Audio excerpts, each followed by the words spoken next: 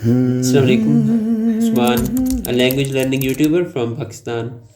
Egyptian hieroglyphs सीख रहा हूँ और मैं आप लोगों को एक टिप बताता हूँ, एक समझ लें हैक है कि मैं ना सिर्फ सीख रहा हूँ बल्कि अपने साथ साथ स्पेस रेपिटिशन एल्गोरिदम का सॉफ्टवेयर है आन की, उसमें भी ये सारे सिंबल्स डालता जाता हूँ। तो इस तरह मेरी रेपिटिशन में इंशाल्लाह मुझे ये याद रहेंगे और मज़बूत होते जाएंगे इंशाल्लाह, अल्लाह ताला का हुक्म हुआ तो। बहरहाल डे 29 है और कुछ डिटर्मिनेटिव्स हैं एज़ यूजुअल जिस तरह हम लोग सीख रहे हैं। ये जो सिंबल आप लोगों को नज़र आ रहा है इसे नसर या सर की तरह पढ़ लेंगे और ये आग को या फ्लेम को रिप्रेजेंट कर रहे हैं।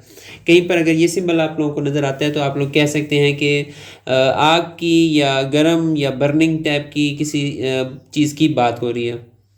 अब ये जो सिंबल है इसे मेनख की तरह पढ़ लेंगे और ये किसी काटने वगैरह के या किसी तरह की शेप देने के लिए ये वाला सिंबल यूज़ हो जाता है। अब ये जो सिंबल है ये आप लोग कह सकते हैं कि कहीं पर दबाने के लिए या सपोर्ट करने के लिए कोई चीज़ कुछ बात हो रही है तो ये सिंबल आप लोगों को नज़र आएगा। और फाइनली ये सिंबल ये शेन की तरह पढ़ेंगे और ये कार्टोशे को रिप्रेजेंट कर रहा है।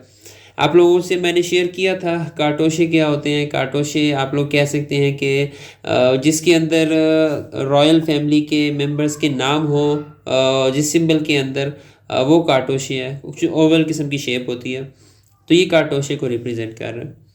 तो आप लोगों को इनमें से कोई भी सिंबल जो इंटरेस्टिंग लग रहा है कमेंट्स में बताएं मुझे और एक दूसरे से गपशप लगाते हैं इस बारे में कि कैसे इंटरेस्टिंग सिंबल्स थे।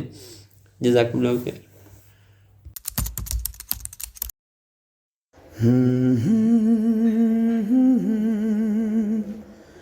Hmm.